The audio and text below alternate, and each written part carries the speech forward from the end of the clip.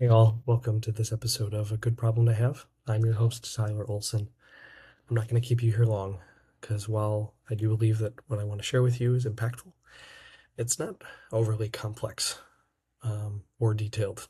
I had 4 conversations with doctors over the last few weeks wherein something really big was happening, like a change in their life. And all 4 conversations they weren't like, oh, this is a good thing or it's a bad thing, because in some cases the change was actually really good, but in some cases it was like not so great. But all 4 had a measure of anxiety about the plan that had been built. And so what I wanted to talk about today briefly is why we plan. As someone that builds plans on a daily basis, I'm well aware of the very positive sense and the sense of accomplishment when we create a plan and it works and we're going to put it into action. And you can see the joy and sense of relief and calm in the doctor's uh, expressions and and with each other if it's a couple. It's all very, very good. And so creating that plan and getting to that pinnacle is very rewarding. But in order to be a good planner and to embrace the real purpose of planning, it is to accept that things will always change and they will nearly constantly change. So when you build a plan, if you're doing this for yourself, you don't want to get too attached to it because it's not going to last. It's impossible. If it did, if I'm being honest, I think that you might be a little bored, because that would mean that nothing changed in your life.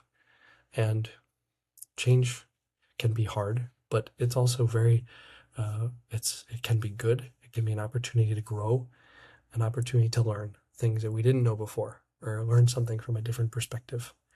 And and so why we plan is to be ready to adapt to the changes that will come. And so the plan itself that you build, the financial plan, the tax plan, the investment plan, all culminating together, it's like this. It's like building a business. It's very relatable to me, but for those of you that have built a building, like a pole barn, for example, or a shed, or you built, perhaps you helped build up a department and create a really high quality department or level 1 trauma center, something like that. You can feel very proud of that, right?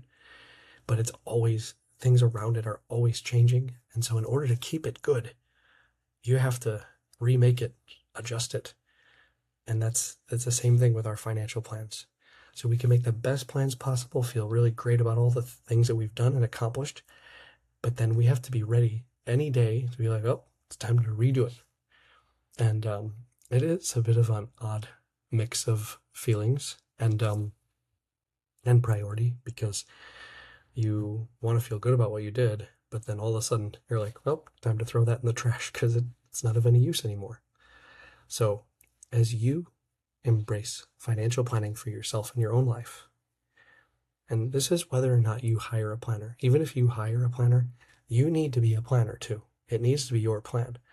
And so the decisions that you make, the logistics that you review, and automations you put into place, insurance, investment, estate, tax decisions, all those things you need to take ownership of and be proud of them, but also realize the temporariness of it all.